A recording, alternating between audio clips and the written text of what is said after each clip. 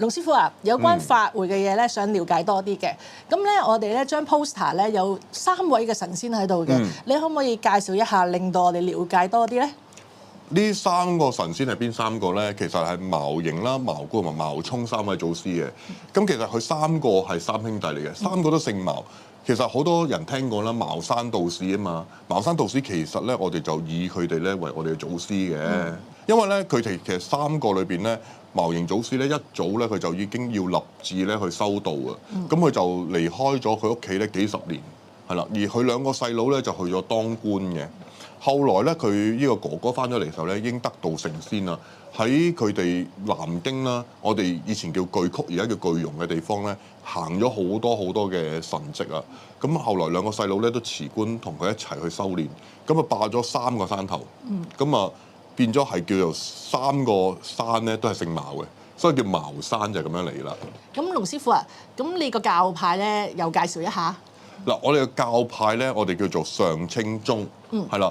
因為我哋道教咧，而家基本上分咗2大派，一個叫全真，一個叫正一，係啦。咁正一裏邊咧，我哋屬於咧係上清宗，亦都叫茅山上清宗，就係我哋嘅門派。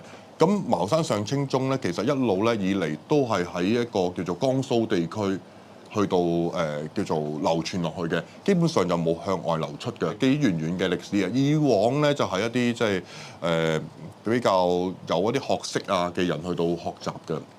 咁去到後來咧，就慢慢咧就傳承咗落嚟。不過我哋都面對有個比較大嘅問題係咩咧？我哋經歷過咧一啲戰亂，經歷咗戰亂之後咧，我哋其實當中咧有一啲嘢係一啲失傳咗。咁但係而家咧仲可以保留到一啲咧叫幾珍貴嘅嘢，例如就係我哋今次呢個法會啦，我哋今次會幫大家咧做一啲叫做三茅懺啦，同埋一個叫做三茅大表嘅。咁我哋三茅懺嚟講咧，其實係講緊咧向3位祖師爺咧做一啲懺悔，因為我哋人咧總會咧好多時做錯一啲事情啊嘛。咁我哋希望咧透過咧即係對住即係三茅真君咧，我哋去做一啲即係懺悔，希望佢咧用佢嘅神力啦，寬恕我哋嘅情況啦，令我哋減輕一啲罪孽嘅。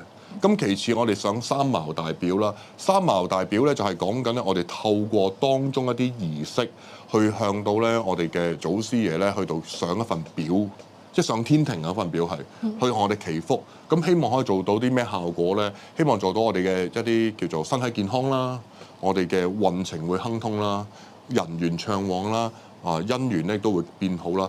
同埋一個財源咧更加好啦，工作運亦都係慢慢可以即係步步高升咁樣嘅。咁今次嘅法會會喺邊度舉行咧？同埋咧，你哋會有幾多人參與呢個法事㗎？嗱，今次個法會咧會喺南京嘅高崇，佢哋裏邊有一間廟，就200幾年歷史㗎啦。嗰間叫做關王廟喺裏邊進行嘅。咁我哋當日咧會有7個道長去到進行。咁亦都當中咧包括咗咧我哋嘅茅山裏邊嘅高功法師去進行嘅。咁成個過程就由一朝早開始做，我諗可能8、9點開始做啦，做到咧晏晝成4、5點咁上下嘅要。咁個法事咧由朝頭早8、9點開始啦，做到晏晝4、5點喎。咁會唔會分咗唔同嘅部分啊？或者每個部分叫咩名咧？或者係會有啲咩儀式喺裏邊㗎？我哋基本上咧分咗2個部分。第一個部分咧先會做拜三茅懺。咁裏邊咧係一本經書經文嚟嘅。咁裏邊咧透過咧我哋去到即係讀誦啦，同埋唱詠啊裏邊嘅經，因為我哋茅山咧有我哋嘅茅山韻嘅。呢一個亦都係即係接近非遺嘅啦。因為其實我哋今次做嘅法事啊，係全國裏邊係唔夠40個人認識嘅。咁我哋每次一做呢一類法事咧，基本上我哋都係要揾一啲識嘅道長咧，係聚集埋一齊去做，係啦。咁例如話，我哋而家今次即係定咗日期去做咧，其實佢哋已經開始揾啲道長嚟幫我哋去做呢件事。咁第一步做一個叫做拜懺啦。咁一路唱一路做，一路唱一路做。好啦，拜懺完畢咗咧，就輪到第2步啦。第2步就做上表啦。咁上表點做咧？上表咧就係透過高功法師，佢一路咧曝光搭斗同埋練訣，即係練指訣啊，練指訣，然後去透過一啲唱嘅地方啊，去將一啲即係咒語唱出嚟，然後加上咧佢現場咧佢會開天門。開咗個天門出嚟咧，然後咧佢一路去到咧讀誦啦，去做一啲聖班啊，將一啲我哋嘅一啲表文咧，逐個每位參與嘅一啲信眾咧，佢嘅個人資料咧係一路唱誦出嚟，然後咧擺落個表筒裏邊，去到最收尾咧，佢會化上天庭，就係咁樣樣啦。咁法會啦，除咗可以祈福，咁龍師傅，我哋會唔會可以睇到多啲道教嘅文化咧？其實當然會啦，因為而家我都講過，正話講過一個上清宗咧，我哋而家嚟緊嘅文化裏邊識嘅人其實好少嘅。我可以都幾肯定地，大家香港人應該冇乜幾多個見過呢個儀式，係啦。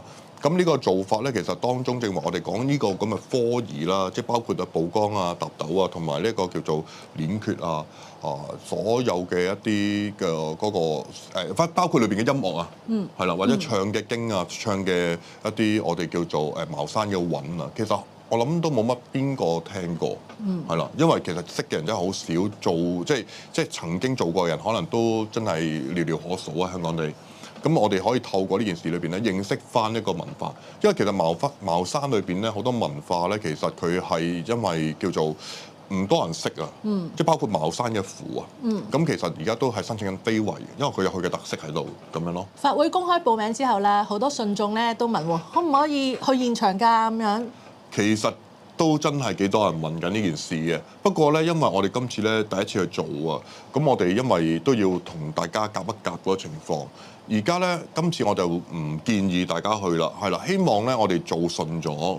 我哋當中咧，我哋會拍片㗎嘛，即係我都會喺現場睇住成件事嘅進行，因為可能有啲人佢以往做過啲法事咧，佢基本上佢唔知做過咩嘅，可能就最終就知道佢燒咗個衣包咁樣。咁我哋今次其實係會將成個過程係拍低咗佢，然後俾翻啲精華片段俾大家。